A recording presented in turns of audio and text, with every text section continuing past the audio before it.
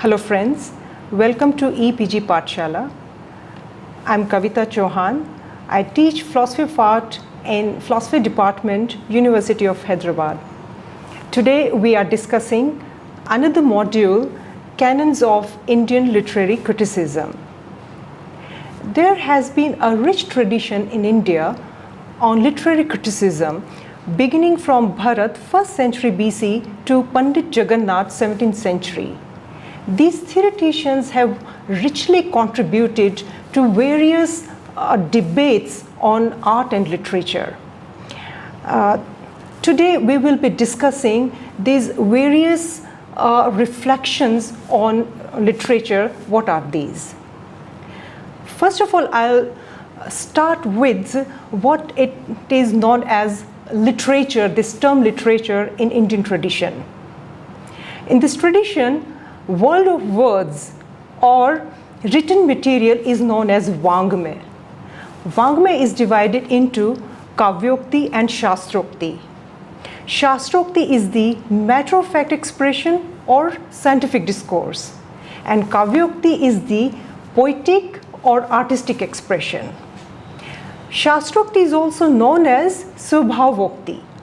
Swabhavokti is that which is naturalistic expression, common man's speech, or just written material, where there are no figurative or suggestive devices are used. Whereas Kavyokti is that in which peculiar turn is given or deviated speech is used, which is also known as Vakra. So where Vakra or Atishokti is implied, that is known as Kavyokti.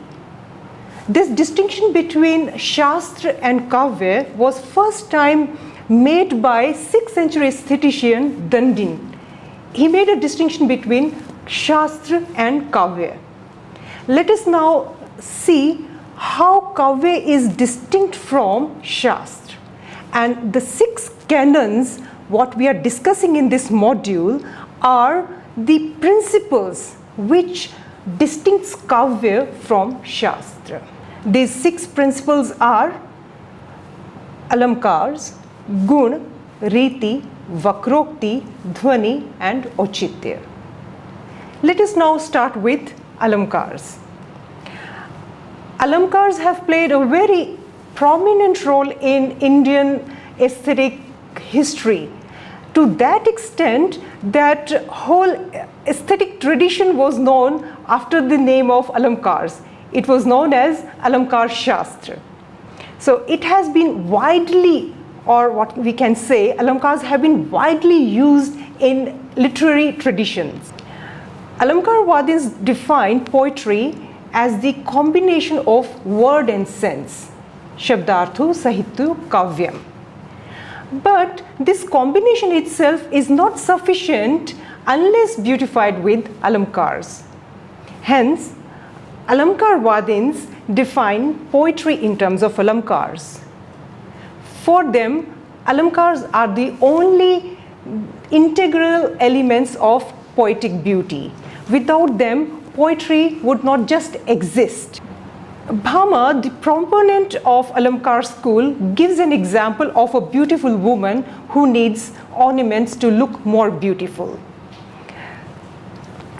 Not merely this that Alamkars constitute poetry, but there is something which constitutes Alamkars. What are these that constitute Alamkars? Bhama says, Vakrata or deviational speech is the essence of Alamkars. Even to constitute an Alamkar, it requires deviational speech. Hence, he also, or we can say that he also made a distinction between straightforward expression and deviational expression. And deviational expression is the essence of Alamkars, and then Alamkars are the essence of poetic speech. So, finally, a distinction is being made between Shastra and Kavya, or straightforward expression or poetic expression or artistic expression. Alamkars are of 2 types, Shabdalamkar and Arthalamkar. Shabdalamkars are based on words and Arthalamkars are based on meaning or shabd. Examples of Shabda Alamkars are Yamak and Anupras, and examples of Arthalamkar are Upma and Rupak. On the basis of this distinction of Shabda Alamkar and Arthalamkars, theoreticians like Rudrat and Udbhat have elaborated more and more. Now we come to another canon of literary criticism, which is Guna. Generally, Guna is translated as merits. Now, what is merit? Merit is that which brings elegance to poetic speech or to word and meaning. Merits have been, or gunas have the contrast with doshas. So a poet brings merit or guna or elegance to poetry and avoids doshas. So opposite to merits or gunas are the doshas. So first time Bharat have contributed on gunas, but that was completely related to dramatic expression or language that is used in drama. First time Dandi talked about merits as it is the essence of poetic speech or literary art. On the basis of merits, he says it is marg that a poet chooses to write on. What is a marg? Marg is that which is decided by gunas. So a poet chooses his own marg to move on. So literally meaning of marg is to go or to move. So a poet, the way he chooses or she chooses her words to write poetry is known as marg.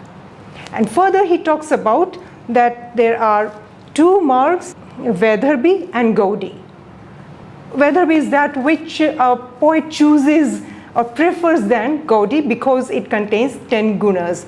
And these 10 gunas are what Dandi enumerated: Shlesh, compactness, prasad, lucidity, samata, evenness of sound combination, madhurya, elegance of sound and idea, sukumarta, absence of harsh sounds, artha vyakti, explicitness, udarta, eminence or loftiness of idea express, ojas, vigor, kanti, absence of over exaggeration, and samadhi, superimposition of the attributes of one object to another.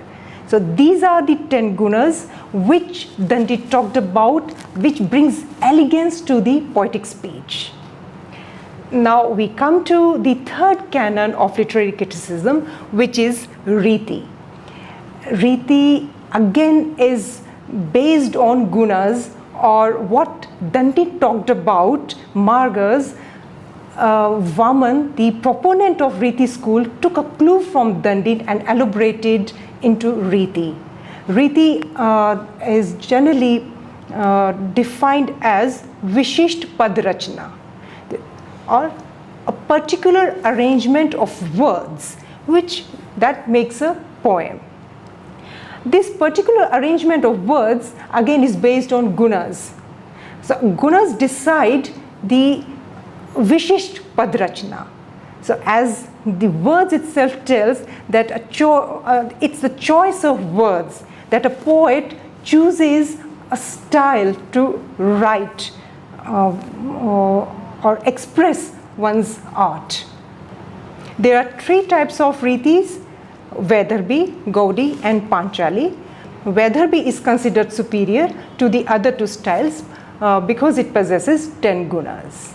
Let's move on to Vakrokti. Vakrokti, as we have since beginning been seeing that it has given preference or it has dominance over straightforward expression. Vakrokti is that which is deviational speech.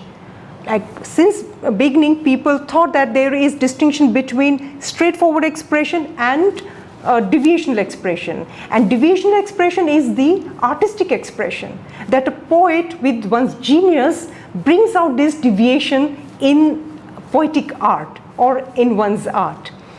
Kuntak, a 10th century thinker, first time underlined this principle, saying that this is the essence of poetic art, that alamkars, gunas, ritis might be important for poetic language, but what is the essence of poetry is vakrokti.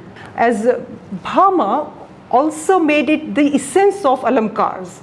He took a clue from Bhama and said that it's not only the essence of alamkars, it is the essence of poetic art or poetic speech.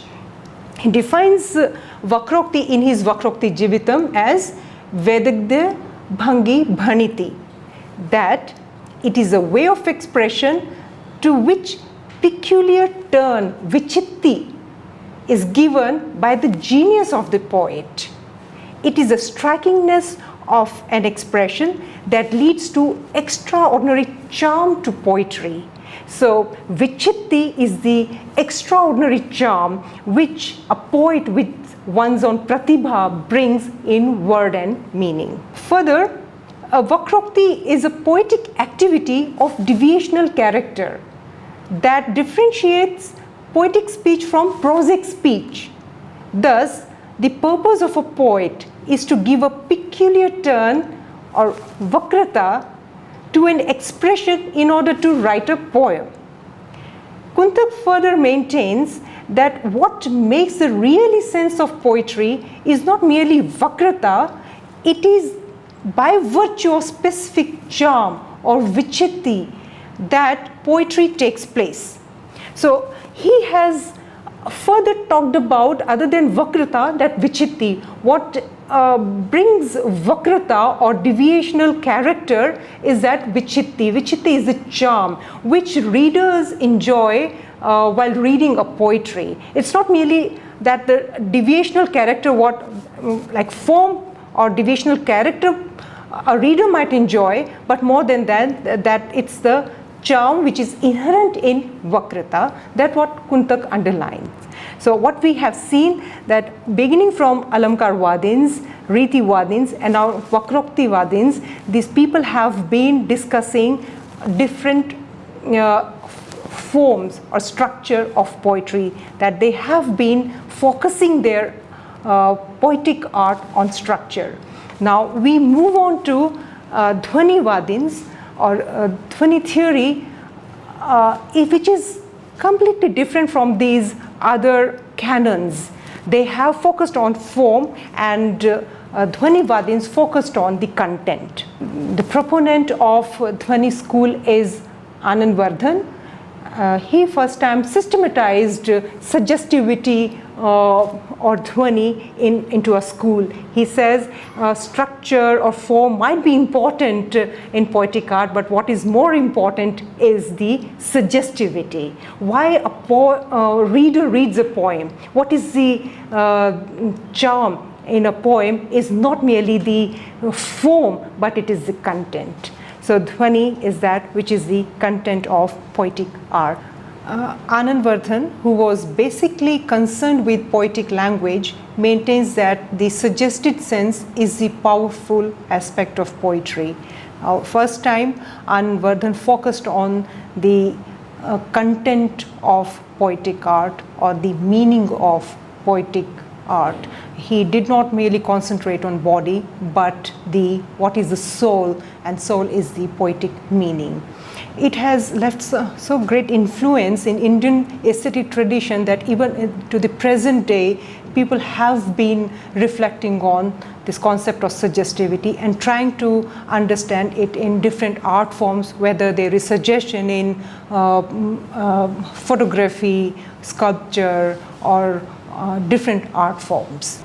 Anandvardhan maintains that the beautiful ideas in poetry are of two kinds, Vachya and Pratyamanam. Vachya is the explicit and Pratyamanam is the implicit. Vachya is the expressed sense and Pratyamanam is the unexpressed sense. This unexpressed or implicit or implied meaning is based on expressed. So just as a person who enters in a dark room wants to see something or wants to search something, holds a lantern or torch in one's hand, in the same way a poet uses explicit meaning to enlighten implied meaning. This implied meaning further is like what Anandvardhan says is like charm in a woman.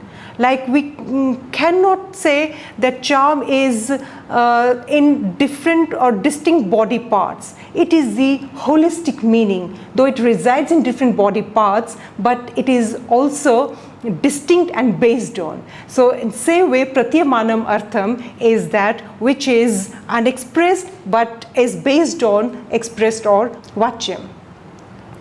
Vachya or explicit aspect of poetry is expressed either through figures of speech and matter of fact expression.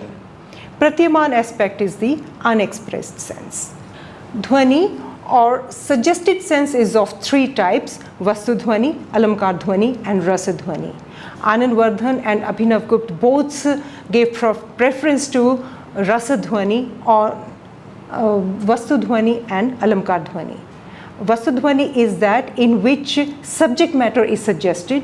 Alamkar Dhwani is that where figures of speech are expressed, suggested, and Rasadhwani is that in which emotions are expressed. When emotions are suggested, that is known as Rasadhwani. And Rasadhwani, Abhinavgupta says, is the soul of poetry. It is that which brings aesthetic delight in the appreciators of art. Now we move on to Auchitya.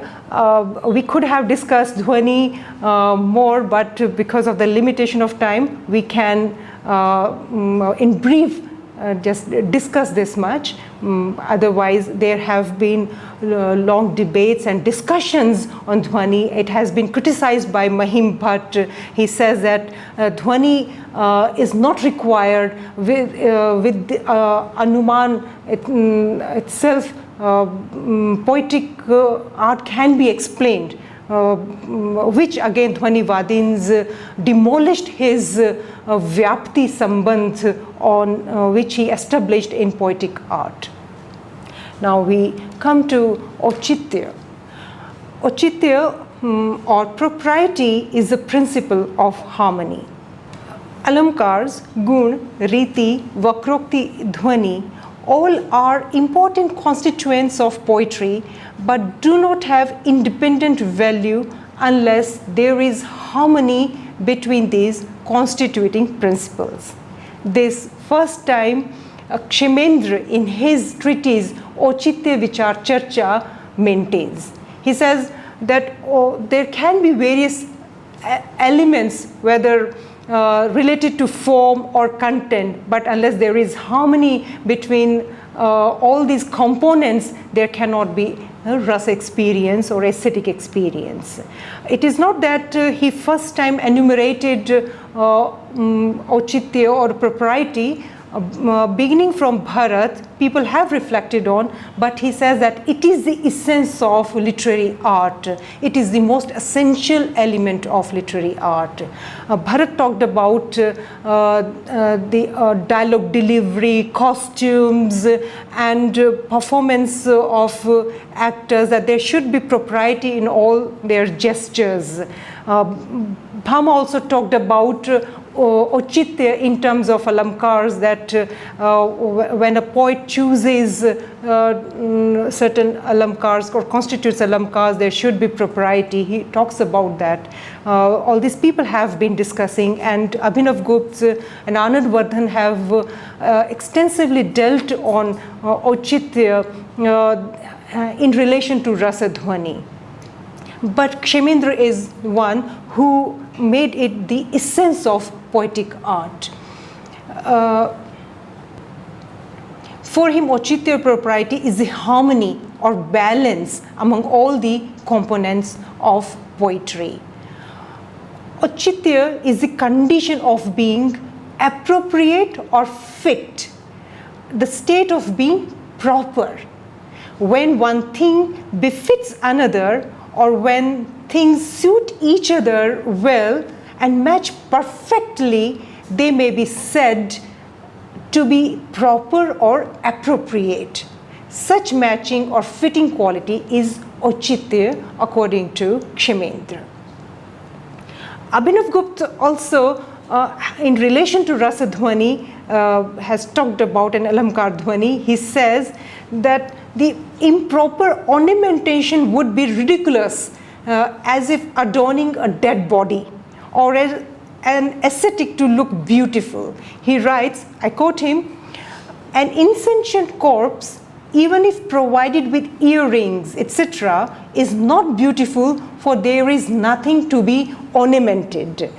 And the body of an ascetic would adorned with bangles, etc., would look ridiculous because of their inappropriateness to that which is to be ornamented." Hence, what we have seen that the propriety or harmony is a concept which is essential element which what these people have taken very seriously when enumerating poetic in the delineation of poetic art. So what we have seen that these 6 canons, Alamkar, Guna, Riti, Vakrokti, Dhwani and Auchitya, are the principle to define literary art. It is not that they made a clear distinction between Alamkar and Riti and Vakrokti. Both, all these concepts are overlapping each other. But what is important that Alamkar Vadins thought that Alamkars are the soul of poetry, or Riti Vadins maintain that Riti is the soul of poetry. They established a well defined structure, whereas Anandvardhan, Abhinavgupta and Kshemendra talked about the content of the poetic art. Okay, in the end, now we can sum up what we have done in this module. We have discussed these 6 principles of defining literary art: Alamkars, Guna, Riti, Vakrokti, Dhwani and Auchitya. The major distinction in these 6 canon is that some are based on form, that they are defining well structured form, and others are discussing content. So whether it is form or content, both are important in any artistic expression. We cannot deny either of the things. We cannot say that content is the only which is required in an art, or it's a form. Both have the balance is very important. That's what Kshemendra enumerates in his treatise Auchitya Vichar Charcha. So in the end, I would say that Bharat might have established rasa theory, which is so popular even the present day we have been discussing. Other than that, people have widely contributed to various questions on what is art. With these words, I thank you. I hope you have followed what I have discussed with you. Thank you once again.